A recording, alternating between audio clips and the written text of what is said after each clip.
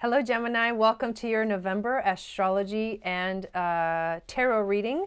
My name is Gobind. This is your channel for grace. Thank you guys so much for watching, subscribing, giving the video a thumbs up, and hitting the notification bell so you get notified of when I go live and when I upload videos.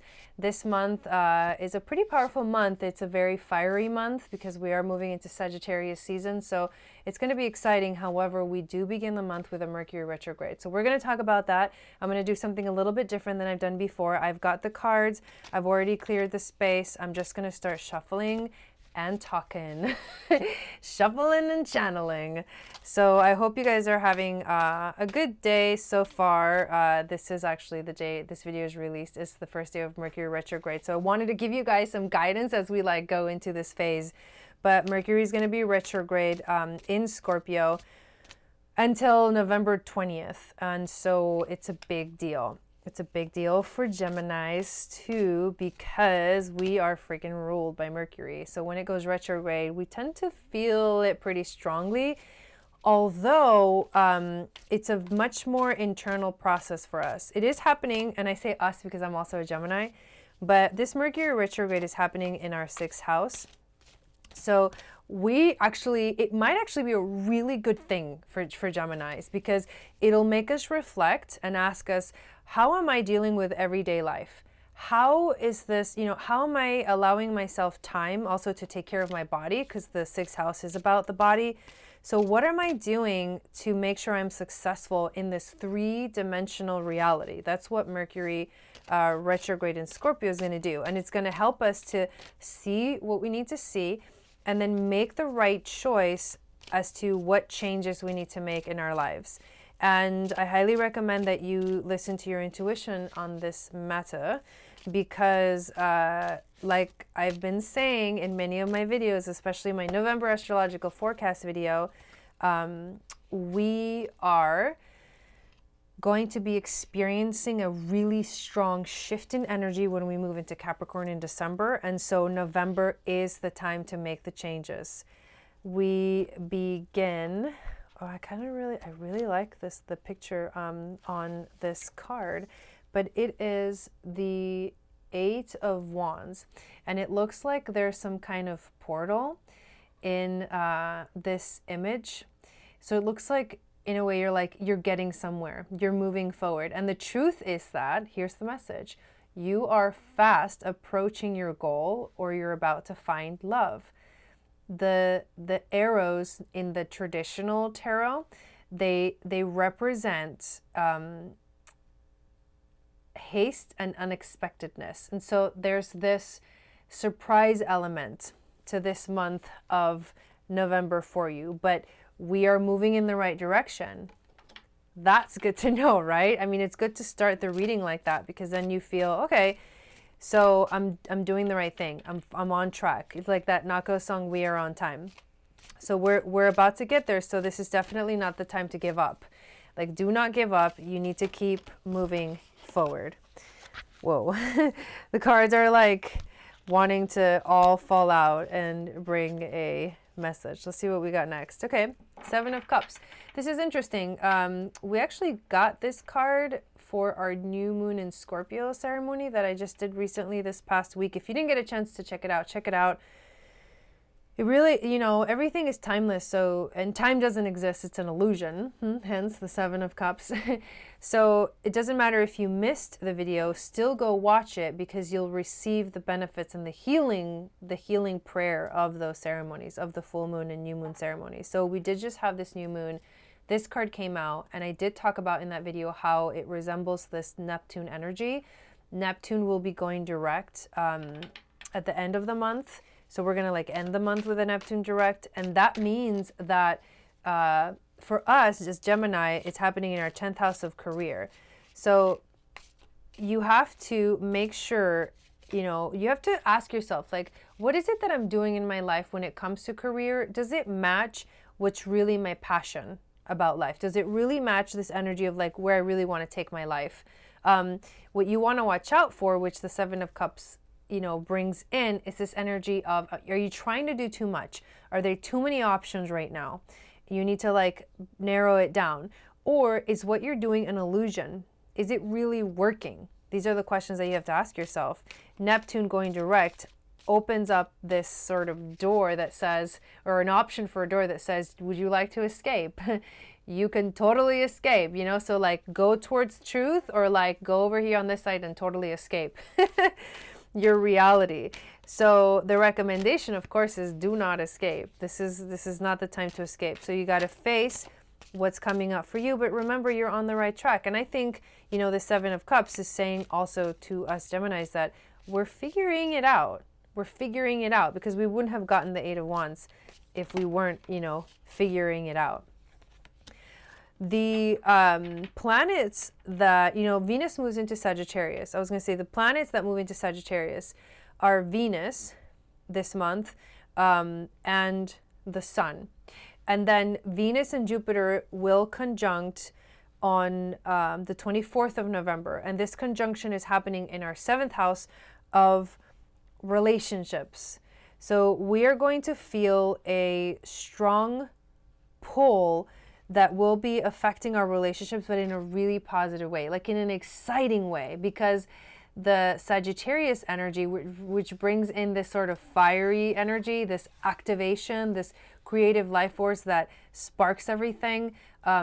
So we will have the option of really moving forward with relationships, whether they're partnerships, business partnerships, or whether they're love partnerships or even just friendships. We will be able to start moving forward with maybe new relationships, or the fire might get sparked again in the relationships that we already have. Or if you feel like you've gotten off track when it comes to relationships, this energy will just give you a little push, like, okay, let's get back on it. Fire energy, when it comes to relationships, definitely brings up sometimes conflict, but it also sparks, right? And since we've been in all this water energy, Venus has been in water, it has been kind of slow and emotional and deep, and now we're ready to like have a little break from that. And I think that's significant for Geminis too, because relationships are a huge part of our life. It's almost like we thrive in relationships. We thrive when we're able to speak our truth and express ourselves, and the fiery energy, and we're air, right? So that fiery energy really starts to like get heated in a positive way for us Geminis this month. What we need to watch out for, this Four of Pentacles card, is it's about being selfish. It's about not being, fair in a sense in our relationships, or in ourselves too. It's also about guarding yourself from being sort of seen. This is not a positive energy card, because there's sort of this, I actually don't like this message. Whenever, I always like to bring, this positive aspect to all of my readings, because I believe that bringing in more of that positive aspect, and because all tarot has, this exciting aspect to it, and it also has the other side, which the dark side, right? The light side and the dark side. And the truth is that we live in a world of dualities, so we can't have one without the other. We need the contrast to be able to appreciate what we have in this moment, or to appreciate what is actually coming. So for us with the Four of Pentacles, it's like you have a lot. You're on the right track, right? If you really looked at this card, it'd be like everything's here. It's just like so many options, you don't know what to pick. So it's like you have everything that you need. Everything is coming. So stay in that like beginner's mind. Don't solidify your energy and literally block yourself from receiving more wisdom, or for receiving more information, more messages that guide you forward in your life. So this Four of Pentacles is like, remember where you come from, or remember where you came from.